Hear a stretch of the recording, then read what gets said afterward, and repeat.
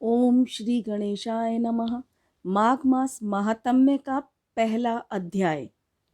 नैमिषारण्य तीर्थ पर इकट्ठे हुए 88,000 ऋषि प्रार्थना करते हुए सूत जी से कहने लगे, हे सूत जी, आप प्राणियों का हित करने वाले तथा वेद शास्त्र के धर्म को मानने वाले हैं।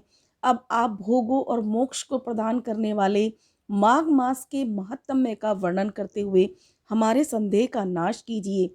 ऋषियों के नम्रता युक्त वचन सुनकर सूत जी कहने लगे, हे मुनीश्वरों, आप लोग धन्य हैं जो भगवान आनंद कंद मुरली मनोहर की भक्ति में तत्पर रहकर सदैव उनके गुण सुनने की इच्छा रखते हो। हे मुनीश्वर, अब मैं आपके सामने उस माघ महात्म्य का वर्णन करूंगा जिसके पुण्य प्रताप से स्त्री पुरुष समस्त पापों से मुक्त हो जाते हैं।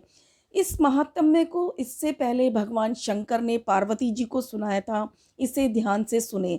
एक समय कैलाश पर्वत पर स्थित संसार का मंगल करने वाले भगवान शंकर के चरण कमलों में प्रीति पूर्वक सिर नवाकर नम्रता से उनसे श्री पार्वती जी पूछने लगी, हे नाथ, यद्यपि मैं आपसे नाना प्रकार के धर्म कर्म सुन चुकी हूँ, फिर भी इस समय मेरी माघ महात्म्य सुनने की प्रबल इच्छा हो रही है।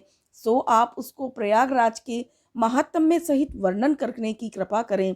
भगवती के इस प्रकार के वचन सुनकर शंकर जी बोले, हे प्रिय, अब मैं आपके सामने तीर्थराज प्रयागराज के महात्म्य सहित माघ महात्म्य का विधि विधान से वर्णन करता हूँ, सो ध्यान से सुनो। एक समय समस्त राजाओं में श्रेष्ठ राजा दिलीप अपने अनुचरों को साथ लेकर बख्तर और धनुष धारण कर आखेट के लिए वन की ओर चल पड़ा।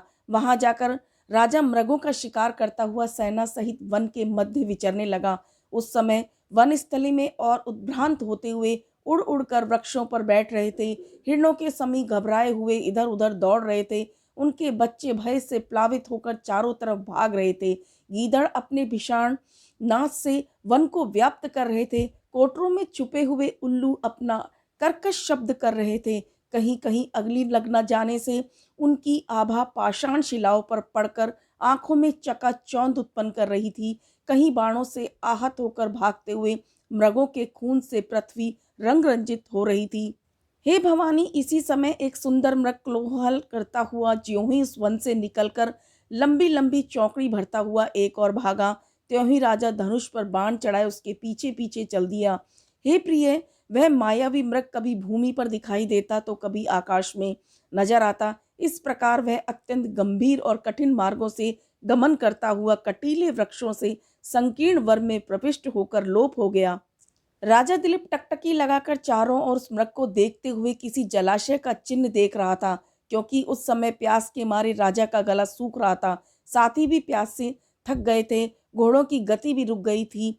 चलते चलते राजा को एक सरोवर दिखाई दिया जो निर्मल जल से भरा हुआ था, जिसकी जल निधि सागर की शोभा को भी तुच्छ कर रही थी, जिसके तीर पर छायादार वृक्ष लगे हुए थे। उस सरोवर को देखते हुए राजा दिलीप का श्रम इस प्रकार दूर हो गया जिस प्रकार चंद्रमा के दर्शन से चकोर का संताप दूर हो जाता है। इसके बाद घोड़े से उतरकर राजा ने उस सरोवर में स्नान और जलपान किया तथा अपने साथियों को विश्राम करने की आज्ञा देकर संध्या वंदन आदि क्रिया करने के पश्चात भोजन किया। इस प्रकार अपने साथियों सहित राजा ने उसी सरोवर पर ठहरने का विचार किया तो सब अनुचरों ने अपनी सम्मति प्रदान करते हुए रात्रि को वन पशुओं को पकड़ने की इच्छा से उसी सरोवर पर जाल लगा दिया।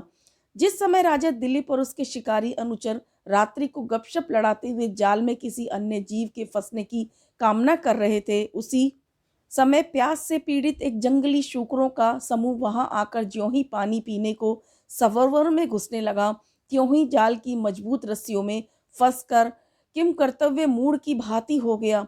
शूकरों को जाल में फंसा हुआ जानकर राजा सहित सब शिकारी उन पर टूट पड़े और अपने तीर तलवारों से उन्हें घायल करते हुए आनंद में मगन होकर बार बार चिल्लाने लगे। थोड़ी ही देर में शूकर समूह बाण भालों से बिंधकर भूमि पर गिर पड़ा। शिकारी लोग उन्हें घोड़ों पर लाद कर राजा सहित अपने नगर को चल पड़े। इस प्रकार मरे हुए शूकरों को लादे हुए राजा दिलीप अनुचरों सहित गमन कर रहे थे। सरोवर से थोड़ी दूर मार्ग में उन्हें एक तपस्वी ब्राह्मण मिला जिसके मुखमंडल से तेज टपक रहा था। वह वलकल वस्त्र और जटाजूट धारण किए हुए साक्षात भगवान शिव की मूर्ति दिखाई दे रहे थे। हे प्रिय, इस तरह उस बूढ़े तपस्वी और तेजस्वी ब्राह्मण को देखकर राजा अवाक रह गया और संभ्रम पूर्वक उस मार्ग दे हाथ जोड़कर खड़ा रह गया। तब उस तपस्वी ने परोपकार की भावना को लेकर राजा दिलीप से कहा, हे राजन, कहाँ तो ये माघ मास का पवित्र और सुबह का पुण्य काल, और कहाँ आपका इस तरह जीवों का संहार करते हुए घर को लौटना। बड़े ही खेद की बात है, अगर तुम जैसे राजा ही मांस मदिरा का सेवन करेंगे तो इस संस्कार का क्या होगा। तुम्हें तो माघ मास का स्नान प्रयाग आदि तीर्थों पर करते हुए माघ महात्म्य की कथा का श्रवण करना चाहिए, तभी तुम्हारा उद्धार होगा। बोले कृष्ण भगवान की जय।